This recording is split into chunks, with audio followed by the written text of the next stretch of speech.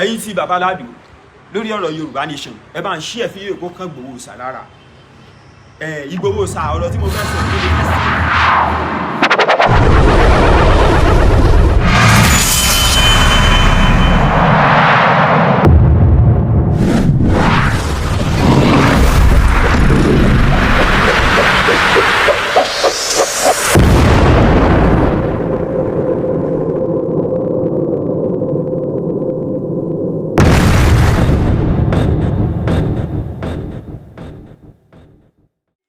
àsìkò yìí mo rí fọ́nrán yìí tí bàbá Ládò ṣe fọ́nrán yìí ó lóun fẹ́ gba olóyè nímọ̀ràn ẹ̀yin ènìyàn wa gbogbo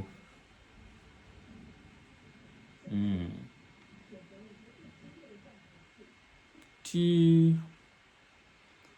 nǹkan bá ṣẹlẹ̀ oríṣiríṣi ìmọ̀ràn làwọn èèyàn máa mú wá ṣé mọ̀ pé tẹ́lẹ̀tẹ́lẹ̀ náà bàbá Ládò wà lára àwọn èèyàn tó lọ jẹja ní àbí ṣó lọ àbí kò tiẹ̀ lọ ẹjọ́ ẹ̀yin ènìyàn ẹ rán mi létí o kí má lọ sọ nǹkan tí ò ṣe o ṣé bàbá Ládò ó dà pé wọ́n invite ẹ̀ kó wá lọ ó dà bẹ́ẹ̀ toró jáde ńgbà yẹn wá sọ pé òun dúpẹ́ lọ́wọ́ Ọlọ́run pé òun lọ sí Àbújá nígbà náà lọ ṣùgbọ́n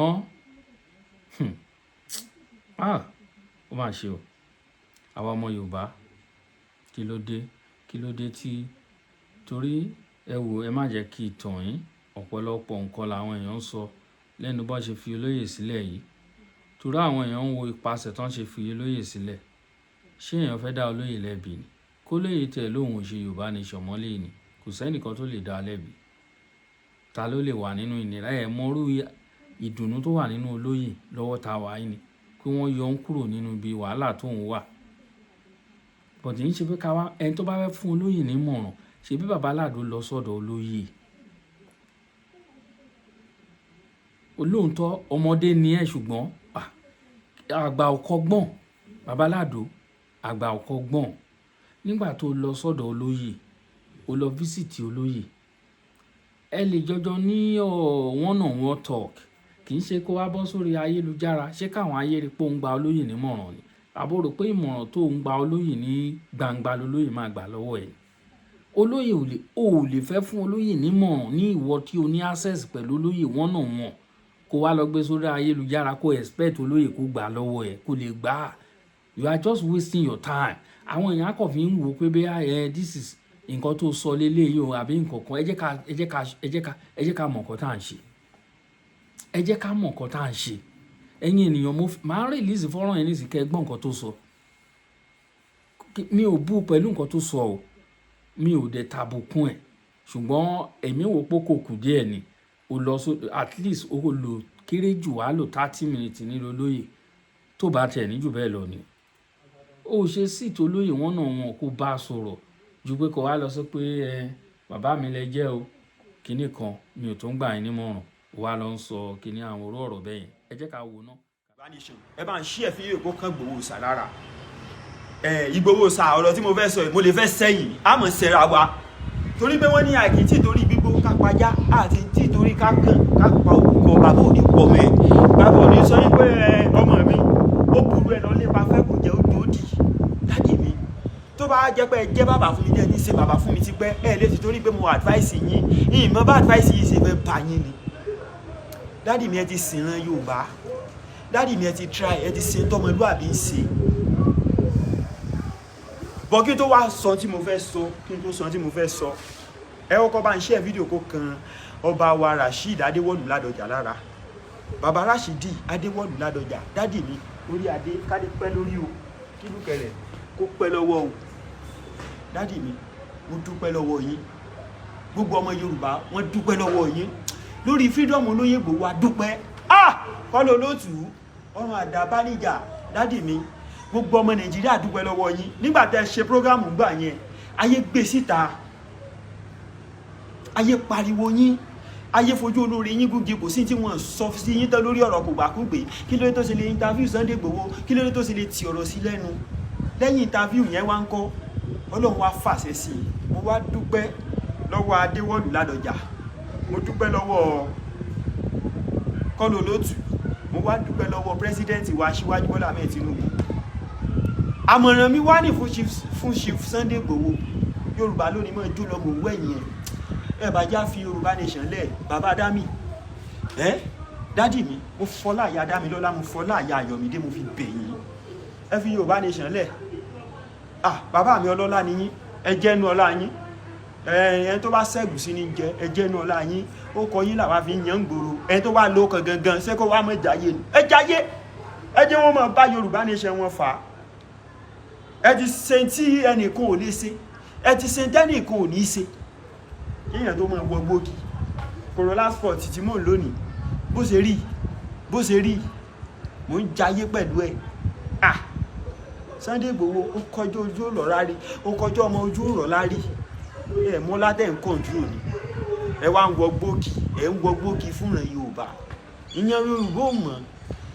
Bàbá mi ẹ wo, ẹ fi Yorùbá nation lẹ̀. Ibi tẹ́ bá ń lọ mò ń lọ, ibi tẹ́ bá ń lọ báyìí mo fẹ́ lọ. Àwọn ará Àtẹ̀kọ́ ń jọ láàtẹ̀kọ́ ní jọ lágbòwó ń bàdàn bí you anybody tàmí pẹ́ wo mọ̀ pé mo nà ọmọ Ìgbòho. Mo wá dúpẹ́ lọ́wọ́ mi, mo dúpẹ́ lọ́wọ́ bàbá mi àròlé ẹ mọ̀ ṣe yan o, àròlé ẹ mọ̀ dá o, àtẹ̀lé ni mọ̀ yá, àtẹ̀lé ni mọ̀ kẹtàn, àròlé ẹ nífẹ̀ẹ́ rí sọ́yìn ó ti tán. Ẹ ṣeun gan ẹ̀yin ènìyàn wa, kò jù bẹ́ẹ̀ yẹn náà lọ, òun lẹ gbọ́ yẹn. Now olóyè bá sọ pé òun ò ṣe mọ́, ẹ mọ̀ iye àwọn èèyàn tó máa bá dà. Kọ́lọ́run bá wa gbé àwọn èèyàn dìde náà, káwọn náà wá tiẹ̀ mú níbi tó lóye bá dé, tó bá tẹ̀ jẹ́. Èmi mọ̀ pé olóyè ò lè sọ pé òun ṣe Yorùbá nation mọ́ o, torí àwọn yẹn ẹni tó ń lọ gbówó fún, tí wọ́n tó ń lọ bá ní Benin Republic pé kó back down ó kọ̀. Tó lóye bá fi Yorùbá nation gẹ́lẹ́ ní kí bàbá Akíntóyè fojú jọ. Tó lóye bá mi ò mọ ọ̀rọ̀ tẹ́nìkan fẹ́ bá olóyè sọ pé kó fi Yorùbá nation sílẹ̀. Níwọ̀nba ìgbà tí bàbá Akíntóyè ò ti fi bàbá tó gbọ́ fún wọn mú olóyè tó dẹ̀ fi ilé sílẹ̀, ó lọ jòkó tó olóyè sí Benin Republic. Until today olóyè àwa fi Yorùbá nation sílẹ̀ torí pé kíni, torí pé ó ṣe nǹkan tí ẹnìkan ò ṣe rí àbí pé kíni yẹn. Àwa olóyè pààyàn ni, ṣólóyè pààyàn ni, olóyè ń jà fẹ́ tọ́ ẹ̀ ni. Bàbá Tinubu ò lè yọwọ́ kọ́wọ́, àwọn Buhari ló gbé ìgbésẹ̀ yẹn nígbà yẹn. Ẹ jẹ́ ká gbà pé yẹn ti lọ. Irú ẹ̀ ò lè ṣẹlẹ̀ mọ́. Nǹkan tá a máa gbàdúrà ni wípé nsìn kọ́nà bá wa lo bàbá Tinubu láti, torí mo máa rí àwọn èèyàn wa kan lára àwa sọ̀rọ̀sọ̀rọ̀, wọ́n á máa sọ pé kí bàbá Tinubu bá wa pín Nàìjíríà. Bàbá Tinubu ò lè pín, kò sí president tó lè pín ìlú kan. Ẹ má jẹ́ ká tanra wa. Ṣé òun nìkan ló wà ń bẹ̀ ni? Ṣé òun nìkan ló ń dá ṣèjọba ni? Kì í ṣe òun nìkan ló ń dá ṣèjọba. Ìbò náà àwọn èèyàn tó jọ ń ṣe. Ẹnìkan ò lè. Nǹkan tá a kọ sọ ni pé kán bá wa dá àpẹẹrẹ sí. Ṣé mọ̀? Tá bá fẹ́ ó ní bó ṣe máa ń dá ọwọ́ lé nǹkan láti ibẹ̀ là á máa gbà lọ. Nǹkan tá a lè sọ nìyẹn. Ṣùgbọ́n ká ní kán bá wa pín yẹn, ẹ jẹ́ ká mú yẹn kúrò lọ́rọ̀ wa. Ẹ jẹ́ ká mú yẹn kúrò lọ́rọ̀. Nǹkan tá a bá máa sọ nìyẹn. Kí bàbá Ládọjà kọ́nà bá wa lò fún, kó lò fún wa, gbára Tinubu wọlé, kán bá wa dáwọ́lé ẹrú tá a ṣe tó gẹ́ lórílẹ̀‐èdè Nàìjíríà. Gbogbo nonsense tó ń ṣe enough is enough, gbogbo wọn náà ló mọ̀, wọ́n rí. Bàbá Ládọjà mọ̀, wọ́n mọ̀ gbogbo nǹkan tá à ń sọ, wọ́n mọ̀ pé òótọ́ làwọn ọmọdé wọ̀nyí ń sọ. They know we are telling the truth. Wọ́n mọ̀ pé òótọ́ là ń sọ. They know. What are you telling me?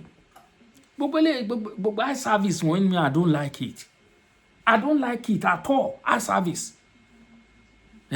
O lọ bẹ́ẹ̀ sìn, o ti ṣe bó ṣe ọmọlúwàbí. A rí fídíò yẹn, ọ̀pọ̀lọpọ̀ àwọn èèyàn gbé káàkiri mẹ́rin. Èmi wò pé kò sí nǹkan tí mo fẹ́ gbélé Bàbá Ládò. Ó lọ visit olóyè yẹn, kí ló wá níhùn bẹ́ẹ̀? Ọ̀pọ̀lọpọ̀ àwọn èèyàn lọ bẹ́ẹ̀, of course. We appreciate it. Ṣebí Ìbàdàn ló wà, ọmọ Ìbàdàn ni. Kí láwádé tó wà ń lè lọ visit olóyè?